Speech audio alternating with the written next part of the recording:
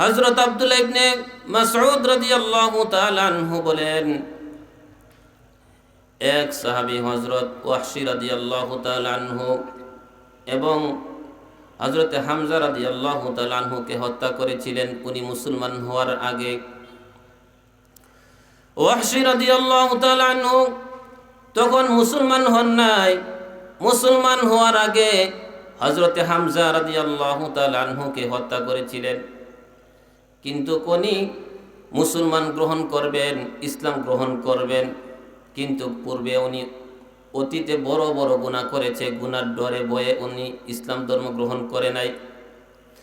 একদিন হঠাৎ করে নবীজির দরবারে একখানা চিঠি লিখে পাঠাইলেন, ইয়া রাসূলুল্লাহ, ইয়া হাবিবাল্লাহ, গো আল্লাহর পয়গম্বর, আমি মুসলমান হতে চাই, কিন্তু আপনি তো বলেছেন মান কাতালা আও আশরাকা আও জানা ইউদাফু লাহুমুল আযাবু ইয়াউমাল কিয়ামা, যারা হত্যা করেছে, ব্যভিচার করেছে এবং শিরক করেছে, কাল কিয়ামতের দিন আল্লাহ রাব্বুল আলামিন তাদেরকে দ্বিগুণ শাস্তি দেওয়া হবে।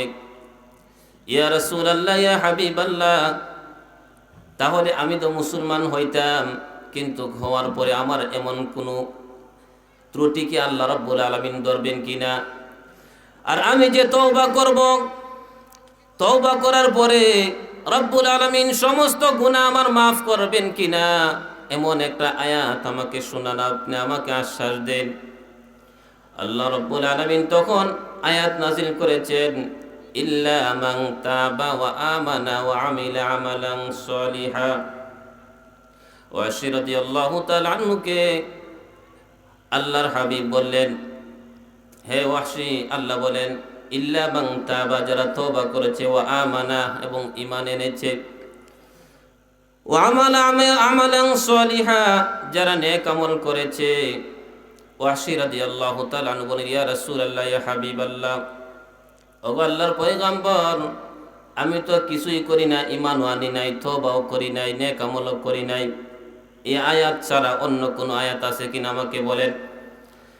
তখন আল্লাহ রাব্বুল আলামিন আয়াত নাযিল করলেন, ইন্নাল্লাহা লা ইয়াগফিরু আন ইউশরাকা বিহি ওয়া ইয়াগফিরু মা দুনা যালিকা লিমান ইয়াশা।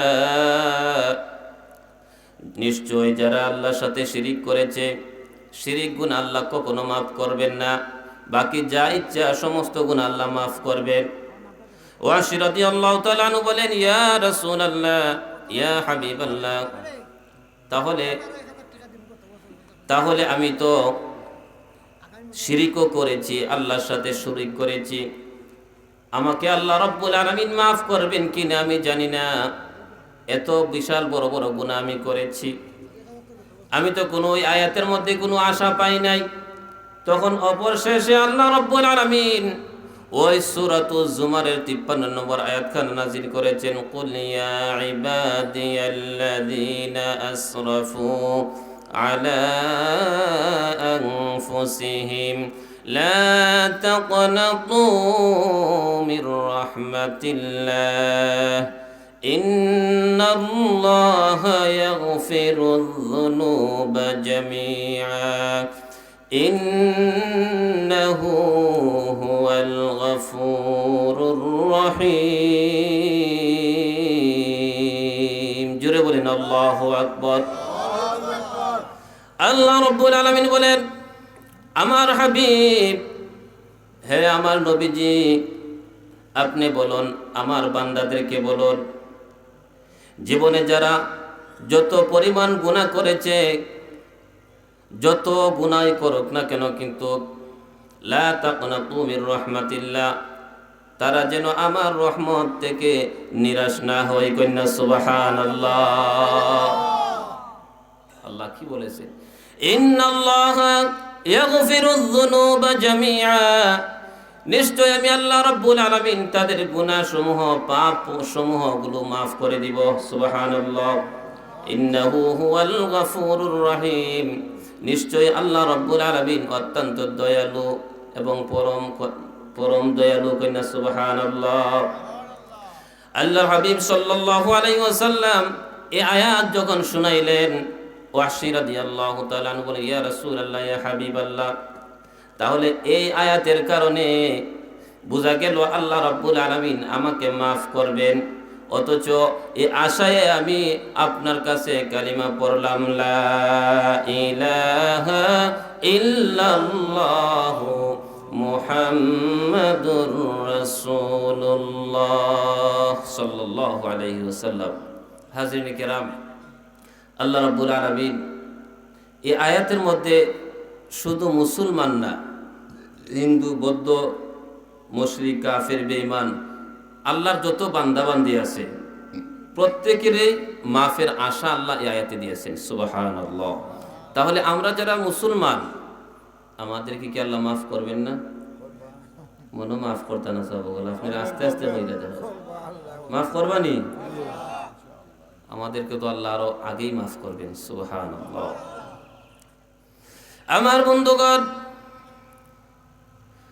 সাহাবায়ে কেরাম রাদিয়াল্লাহু তাআলা আনহু তাদের জীবনে তারা কিন্তু গুনাহ করেছে, তাদের গুনাহ হয়েছিল, কিন্তু একজন সাহাবী গুনাহ নিয়ে কবরের মধ্যে যান নাই। সুবহানাল্লাহ।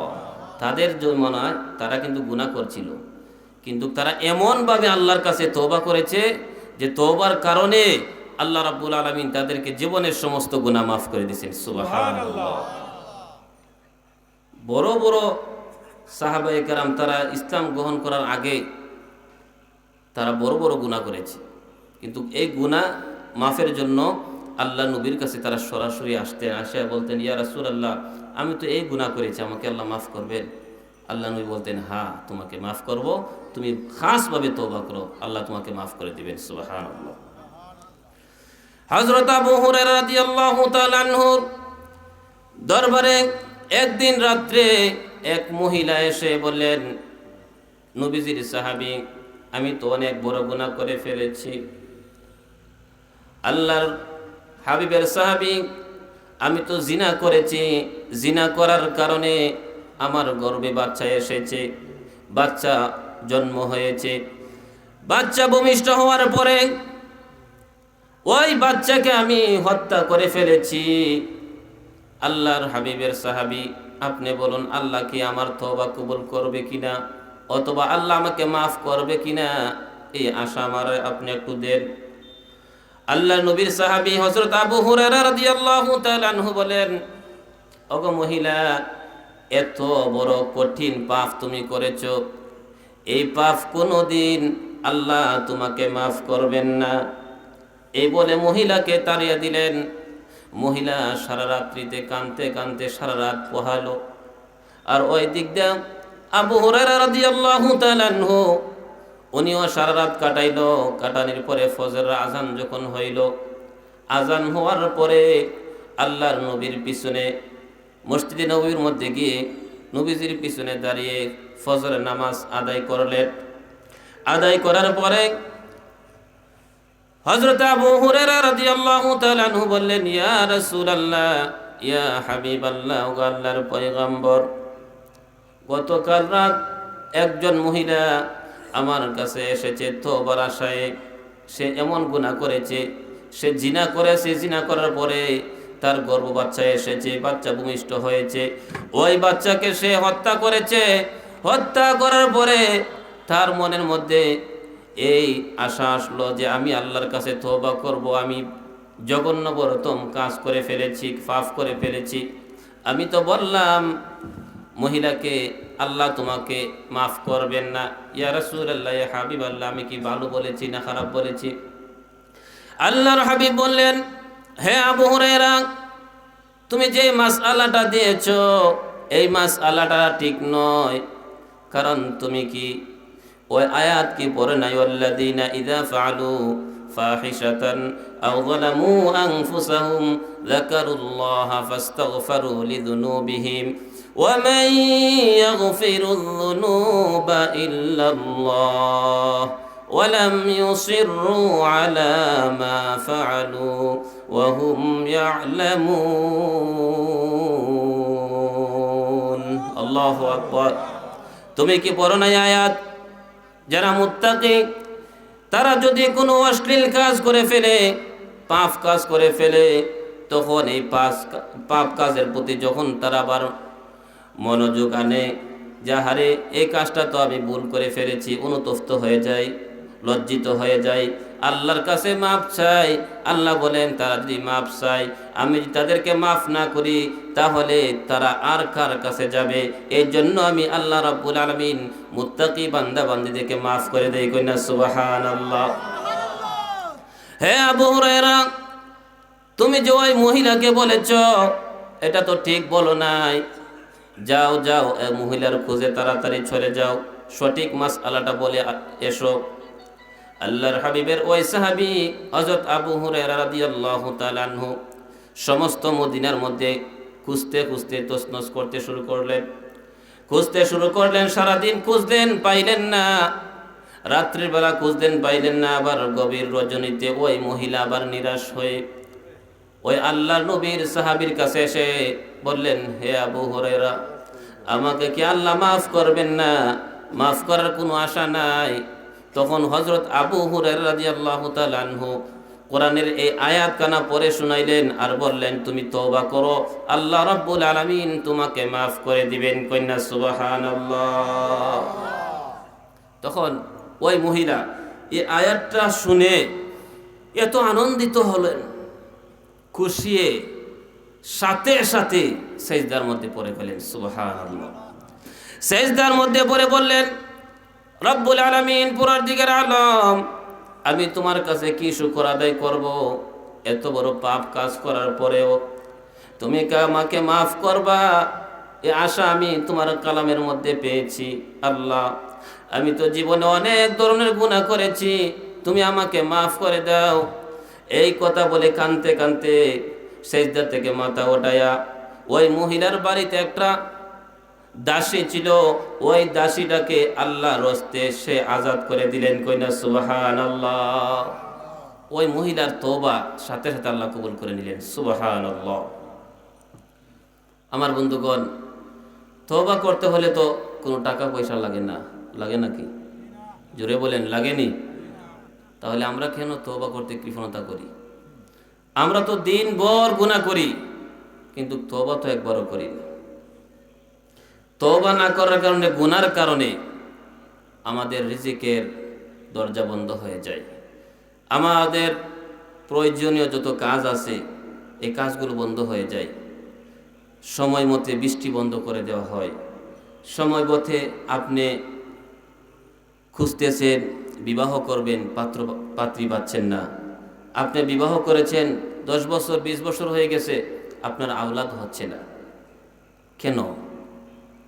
একজন আল্লাহর ওলি হযরত হাসান বসরি রহমতুল্লাহ আলাইহির কাছে এক মুরিদ গিয়া বলল, হুজুর, আমার কুয়ার মধ্যে তো পানি নাই। আমার কুয়ার মধ্যে অনেক পানি ছিল, এই পানিটা অত্যন্ত মিষ্টি ছিল, আর এই পানি আশপাশের মানুষে খাইতো, কিন্তু কুয়ার পানি শুকিয়ে গেছে, কি করতে পারি? হযরত হাসান বসরি রহমতুল্লাহ আলাইহি বললেন, তুমি আল্লাহর কাছে তওবা করো। সুবহানাল্লাহ। আরেক ব্যক্তি আসলো, আরেক মুরিদ আইসা বলল, হুজুর, আমার তো অনেক দিন হয়েছে, বিবাহ করেছি, ছেলে হয় নাই, বাচ্চা কাচ্চা হয় নাই, আওলাদ হয় না, আমি কি করতে পারি? হযরত হাসান বসরি রহমতুল্লাহ আলাইহি বলেন, তুমি আল্লাহর কাছে তওবা করো। সুবহানাল্লাহ। এমনি আরেক ব্যক্তি আসলো, আইসা বলল, হুজুর, আমার তো অনেক ফসল ছিল, সময় মতো বৃষ্টি না হওয়ার কারণে ফসলগুলো নষ্ট হয়ে যাচ্ছে, আমি কি করতে পারি? হাসান বসরি রহমতুল্লাহ আলাইহি বলেন, তুমি আল্লাহর কাছে তওবা করো। সুবহানাল্লাহ। আরেক ব্যক্তি এসে বললেন, হুজুর, আমার তো অনেক সম্পত্তি ছিল, মাল সম্পদ ছিল, আমার মাল সম্পদ তো কমে গেছে, আমার মাল সম্পদ শেষ হয়ে গেছে, মানুষের লুট করে নিয়ে গেছে, চুরি ডাকাতি করে নিয়ে গেছে, আমার এই হারানো মালগুলো কিভাবে আমি পাই? হাসান বসরি রহমতুল্লাহ আলাইহি একই সবক দিলেন যে তুমি তওবা করো। সুবহানাল্লাহ। আচ্ছা বলেন, রোগী কয়জন? অন্তত 4 থেকে 5 জন, ঠিক কিনা? ঔষধ কি 5 রোগীর কিতা একজাত ঔষধ দিব ডাক্তারে, না ভিন্ন ভিন্ন ঔষধ দিব? সাবাল জুড়ে খোকা এক জাতের ওষুধ 5 রোগীরে দিব না 5 জাতের ওষুধ 5 রোগীরে দিব? কিন্তু হুজুর কি করলেন? হযরত হাসান বসরি রহমাতুল্লাহ আলাইহি 500 রোগীকে একই ওষুধ দিয়েছেন। সুবহানাল্লাহ। তখন ওই রোগীগুলি, ওই মানুষগুলো যাওয়ার পরে হাসান বসরি রহমাতুল্লাহ আলাইহির যে এক মুরিদ ছিল, উনি খেদমত করত, উনি বললেন যে হুজুর বুঝলাম না, 5 জন মানুষ 5টা বিষয় নিয়ে আসলো আপনার কাছে, আপনি সবক দিয়েছেন একটা, কি বিষয়? তখন হাসান বসরি রহমাতুল্লাহ আলাইহি বলেন যে আল্লাহ রাব্বুল আলামিন বলেছেন যাদের সম্পদ হয় না, সম্পদ হয়েছে কিন্তু সম্পদ হারিয়ে গেছে। আনিস্তাগফির রাব্বাকুম ইরসিলিস সামাআ আলাইকুম মিদরারা ওয়া ইউমদিদকুম বিআমওয়ালিন ওয়া বানিনা ওয়া ইয়াজআল লাকুম জান্নাতিন ওয়া ইয়াজআল লাকুম আনহারা মা লাকুম লা তারজুনা লিল্লাহি ওয়াকারা। আল্লাহ এই সমস্ত আয়াতের মধ্যে বলেছেন যাদের সন্তান হয় না তারা যেন তওবা করে, আমি আল্লাহর কাছে চাই, আমি আল্লাহ তাকে সন্তান দিয়ে দিব। সুবহানাল্লাহ।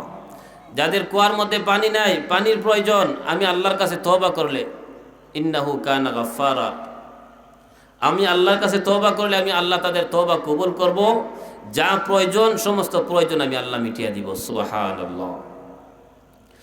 প্রিয় হাজিরিন, আল্লাহর নবী মুহাম্মাদুর রাসূলুল্লাহ সাল্লাল্লাহু আলাইহি ওয়াসাল্লাম বললেন, আমার উম্মতেরা, আমি নবীর কোনোদিন গুনাহ করি নাই, গুনাহ হয় নাই, গুনাহ নাই। আল্লাহ আমাদেরকে মাসুম বানিয়েছেন, তারপরেও প্রতিদিন আমি আল্লাহর দরবারে 100 বার তওবা করতাম। কইনা সুবহানাল্লাহ। আমরা কয়বার করি? আমরা 1 বার করি নি যাবগণ? যাদের কোনো গুনাহই নাই তারা 100 বার প্রতিদিন তওবা করত। হাজিরিনে কেরাম, তওবার মাধ্যমে এমন বিশাল বড় বড় সমস্যা আল্লাহ সমাধান করে দেন যা কল্পনা করা যায় না। সুবহানাল্লাহ।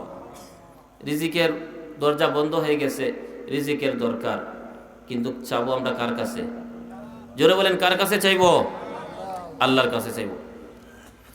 গভীর রজনীতে আল্লাহ রাব্বুল আলামিন প্রথম আকাশে এসে বান্দাদেরকে লক্ষ্য করে ডাক দেন, ইয়া ইবাদি আন্নাকুম তুখতাউনা বিল্লাইলি ওয়া নাগফিরুয যুনুবা ফাগফিরলি। আসো কি কোনো বান্দা আমার কাছে রিজিক চাইবা, আমি আল্লাহ রাব্বুল আলামিন তোমাদেরকে রিজিকের ব্যবস্থা করে দিব। সুবহানাল্লাহ। আসো কি এমন কোন অসুস্থ ব্যক্তি যাদের অসুস্থ হওয়ার কারণে তারা কিচ্ছু করতে পারে না, সুস্থতার জন্যে কেউ আসো কি আমার কাছে, আমি আল্লাহর কাছে বলো, আমি আল্লাহ সুস্থ করে দিব। সুবহানাল্লাহ।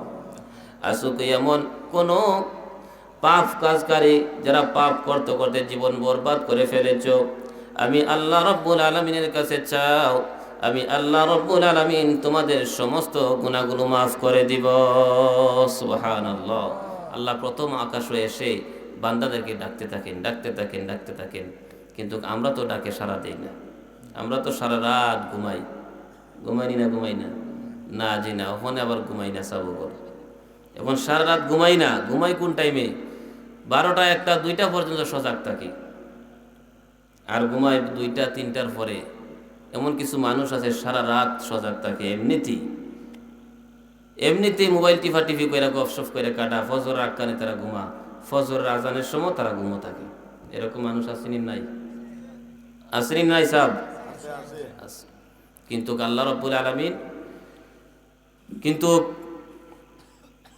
রাব্বুল আলামিন বলেন, আমি তোমাদেরকে রাত দিয়েছি ঘুমানোর জন্য, অর্ধেক রাত ঘুমাইবা আর অর্ধেক রাত আমার ইবাদত বন্দেগী করবা। সুবহানাল্লাহ। আমরা সারা রাত গপ আড্ডা দেই আর অর্ধেক রাত ঘুমাইয়া ফজর আমাদের ঘুমের মধ্যে চলে যাই। এরকম করলে কিন্তু হবে না। অমুসলমান যারা, তারা সারা জীবন পাপ কাজ করছে, মরণের আগে যদি একবার তারা তওবা করতে পারে, আল্লাহ তাদের জীবনের সমস্ত গুনাহগুলো মাফ করে দিবে। সুবহানাল্লাহ। মনে করেন এক হিন্দু মানুষ 60 বছর পর্যন্ত সে গুনাহ করছে, কিন্তু 60 বছর পরে তার মনের মধ্যে আসলো আমি তো মরে যাব, এখন মরার পর আমাদেরকে তো আগুনদা জ্বালায়া ফুইরা সারখার করে ফেলে, আল্লাহর কাছে যাইতে হবে, এই বিশ্বাস তার মধ্যে আসে। তখন সে বলে আমি এখন মুসলমান হয়ে যাব। কিন্তু মুসলমান হওয়ার পরে ওই মানুষটা 60 বছর যে সে জীবনযাপন করছে, মুসলমান হওয়ার পরে সে 60 বছরে যত পাপ করছে সবগুলো পাপ আল্লাহ মাফ করে দিবেন। সুবহানাল্লাহ। শুধু মাফ করবেন না, শুধু মাফ করবেন না, ফাউলাইকা ইউবাদদিলুল্লাহু সাইয়্যাতিহিম হাসানাত, তার পাপের যে শূন্যস্থান ছিল, পাপ করতে করতে পাপ করার পরে আল্লাহ পাপটা যে মাফ করে দিয়েছে, এই জায়গাটা শূন্যস্থান রয়ে গেছে, এই শূন্যস্থানটা আল্লাহ রাব্বুল আলামিন তাকে নেকি দিয়া পরিবর্তন করে দিবেন। সুবহানাল্লাহ। নেকি দিয়া ভরপুর করে দিবেন শূন্যস্থান জায়গাটা। সুবহানাল্লাহ। আমার বন্ধুগণ, একজন সাহাবী হযরত দিহিয়াতুল কলবি রাদিয়াল্লাহু তাআলা আনহু মক্কা মদিনার বড় একজন কাফেরদের লিডার ছিল। সারা জীবন সে নাফরমানি করেছে, কয়েকশো মানুষ, কয়েকশো মেয়ে সে জীবিত কবর দিয়েছে, এমনকি তার সন্তানেরা, তার কন্যা সন্তান সে নিজ হাতে অনেকজনকে দাফন করেছে। আল্লাহর হাবিব সাল্লাল্লাহু আলাইহি ওয়াসাল্লাম একদিন সাহাবীদেরকে নিয়ে আলোচনা করতেছিল। এমতো অবস্থায় আল্লাহ রাব্বুল আলামিন জিবরাইল আলাইহিস সালাতু ওয়াস সালামকে পাঠাইলেন। বললেন আমার হাবিবের কাছে যাও, আর গিয়া বলো, আমার হাবিবের কানে বলো যে আগামীকালকে সকালে হযরত দিহিয়াতুল কলবি আসবে ইসলাম ধর্ম গ্রহণ করার জন্য। সুবহানাল্লাহ। জোরে বলেন সুবহানাল্লাহ। হযরত দিহিয়াতুল কলবি রাদিয়াল্লাহু তাআলা আনহুর এই সংবাদটা নবীজির কাছে পৌঁছিয়ে দিলেন। তখন উপস্থিত সাহাবীদেরকে বললেন, আমার সাহাবায়ে কেরাম আগামীকাল সকালে দিহিয়াতুল কলবি ইসলাম ধর্ম গ্রহণ করার জন্য আসবে, অতএব তার সাথে তোমরা কেউ বেয়াদবি করবা না, বেয়াদবি আচরণ করবা না। তখন ঠিকই পরের দিন সকালে দিহিয়াতুল কলবি রাদিয়াল্লাহু তাআলা আনহু আল্লাহর হাবিবের কাছে আসলেন। আয়েশা বলেন, আসসালাতু ওয়াসসালামু আলাইকা ইয়া রাসূলুল্লাহ, আসসালাতু ওয়াসসালামু আলাইকা ইয়া হাবিবাল্লাহ। এই কথা বললে বলেন, ইয়া রাসূলুল্লাহ, ইয়া হাবিবাল্লাহ, আমি আপনার দরবারে এসেছি ইসলাম ধর্ম গ্রহণ করার জন্য। সুবহানাল্লাহ। কোন জোরে বলেন সুবহানাল্লাহ। আল্লাহর নবী মুহাম্মদুর রাসূলুল্লাহ সাল্লাল্লাহু আলাইহি ওয়াসাল্লাম ওনার শরীর মুবারক থেকে একখানা চাদর উনি জমিনের মধ্যে বিছিয়ে দিলেন আর বললেন, হে দিহিয়া, আমার এই চাদরের মধ্যে তুমি বসো। দিহিয়াতুল কলবি রাদিয়াল্লাহু তাআলা আনহু নবীজির চাদর মুবারকের মধ্যে বসবেন দূরের কথা, চাদরটা উনি লইলেন, লয়ে উনি চুমা খাইতে লাগলেন আর বললেন, ইয়া রাসূলুল্লাহ, ইয়া হাবিবাল্লাহ, আপনাকে আল্লাহ তাআলা সৃষ্টি না করলে পৃথিবীর কোনো কিছু সৃষ্টি হইতো না। ইয়া রাসূলুল্লাহ, ইয়া হাবিবাল্লাহ, এই পৃথিবীর মধ্যে সবচাইতে গুনাহগার ব্যক্তি আমি, আপনার এই চাদর মুবারকের মধ্যে বসার এমন সামর্থ্য ক্ষমতা আমি দেহিয়ার নাই।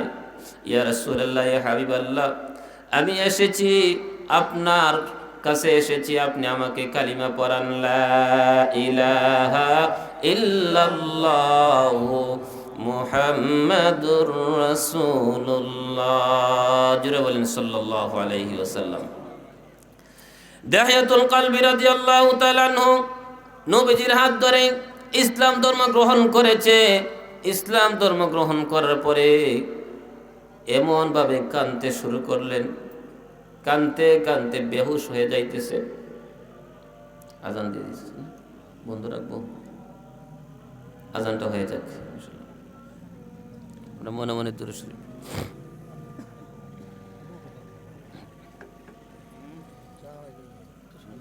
আল্লাহ দুধ চা দিয়েছি না, দুধ চা খাইছি না। জি